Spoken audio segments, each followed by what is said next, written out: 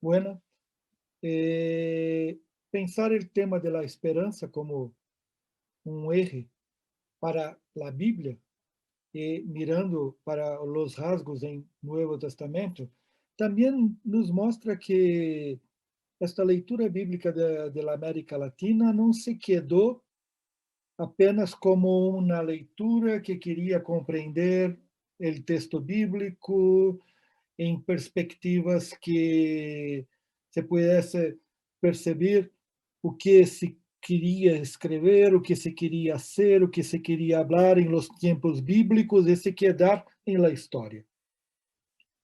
Pero também se buscou hablar que el texto generou e também hoje pode generar esperança em nossas comunidades. Por isso, eu vou mirar el tema a partir de impacto en la vida de las comunidades latinoamericanas cuando se puede trabajar el texto na perspectiva de la esperança. E eu vou usar um livro e um pequeno texto como uma amostra do que se pode fazer. Eu vou seguir meu roteiro, porque como mi portunhol não é muito bueno, eu vou buscar ler um pouco. A leitura do texto bíblico do Novo Testamento, ou o Segundo Testamento, em la América Latina ganhou um espaço desde os anos 80, 1980, do siglo passado, ou do último milênio.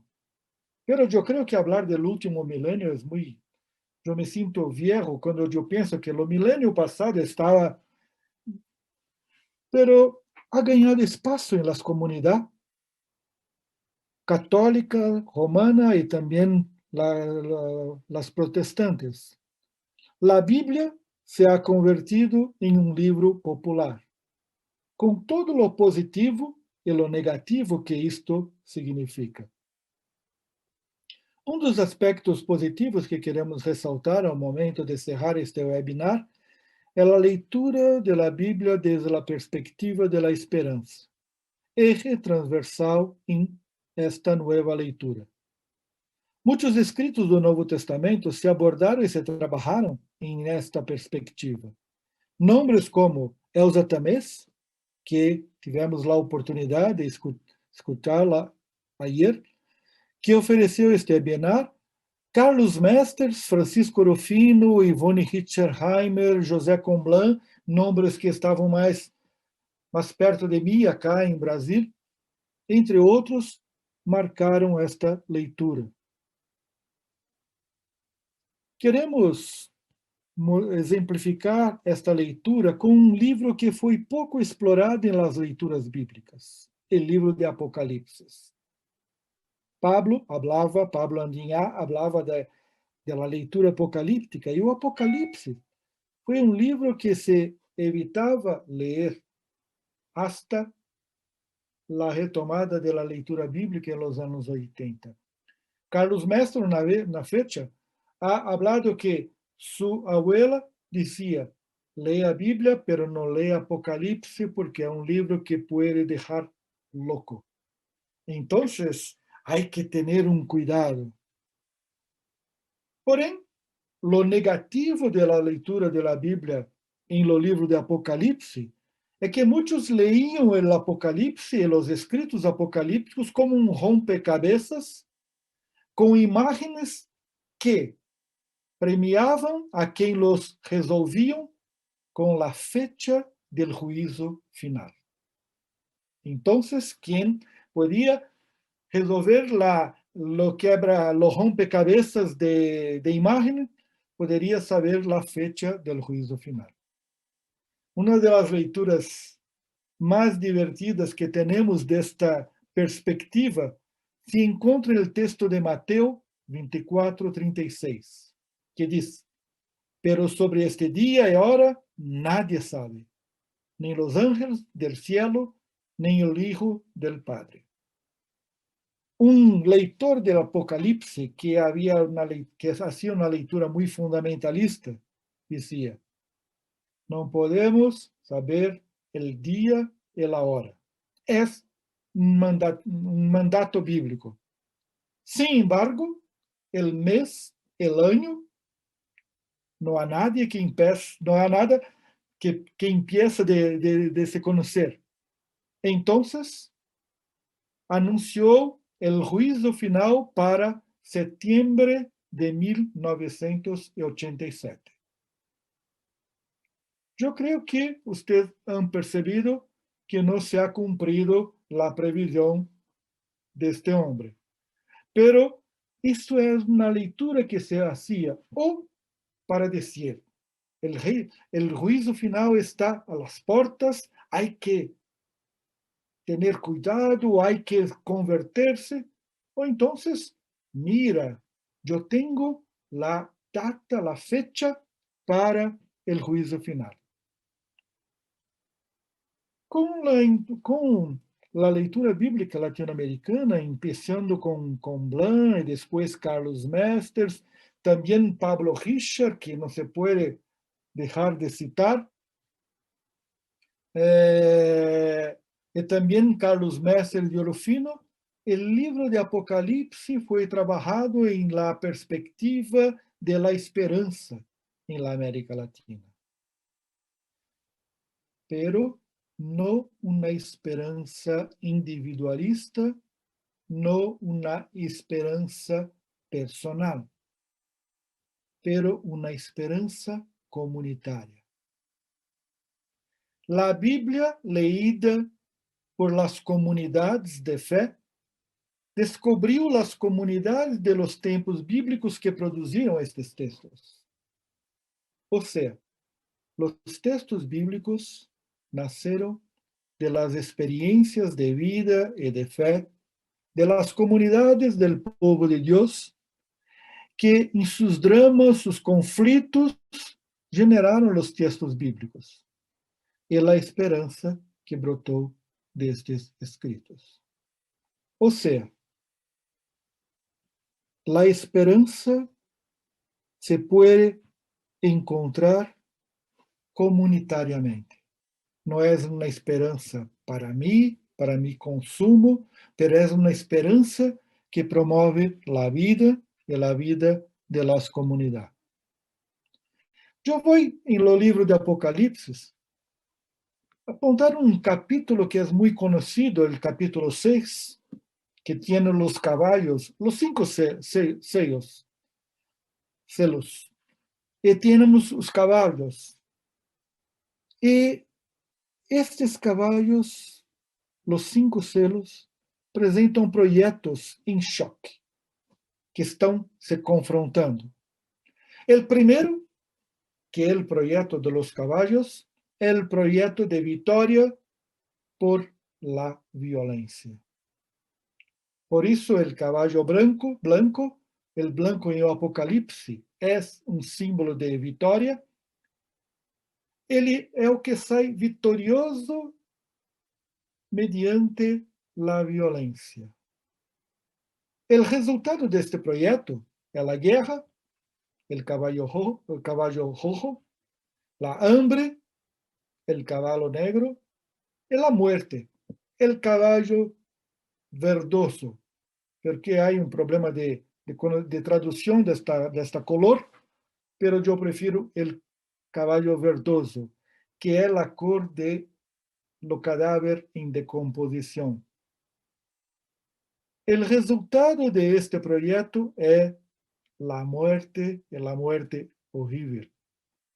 É um projeto que está, hasta o momento do texto, vitorioso, pero que definitivamente todavía não ha ganhado. Ainda não é vitorioso por completo. Parece vitorioso, pero não é vitorioso por completo. Por isso que o caballo branco sai para ser vitorioso e com o desejo de ser vitorioso. Outro projeto está em el quinto selo, que é o projeto que parece derrotado. Los muertos por su testigo. Estes muertos preguntan para el Señor, ¿hasta cuánto? ¿Cuánto tiempo triunfará el proyecto de violencia? La respuesta es ofrecer una ropa cultica blanca. En lo griego es tole leuke. O sea,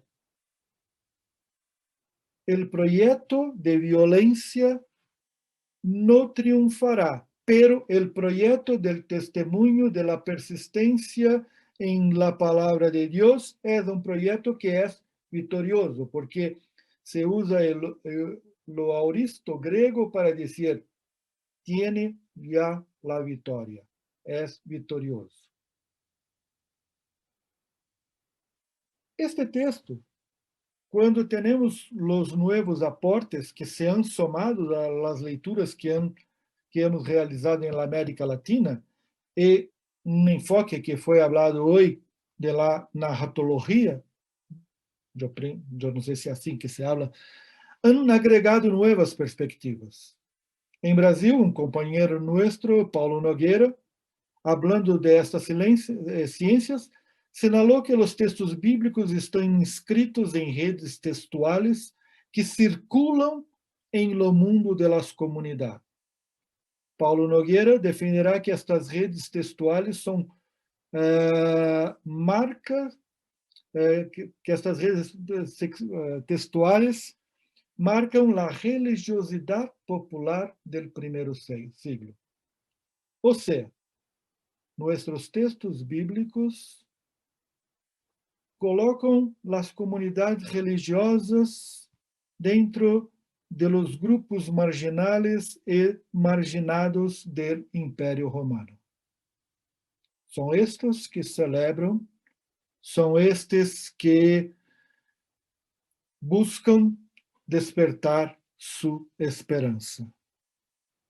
São textos onde o culto, como o texto de Apocalipse, que é um grande culto, por um lado, denunciam a violência e o resultado de esta violência.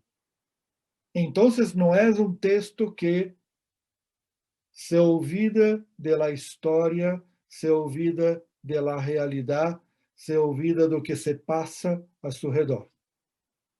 Incluso, tem uma herança de profetismo para dizer: este projeto mata, e as pessoas que se agregam a este projeto se embriagam com o sangue de los que dão o testemunho. Temos isto no capítulo 17 de Apocalipse. Por outro lado, o texto também celebra a persistência em lo testemunho, a vivência em la comunidade.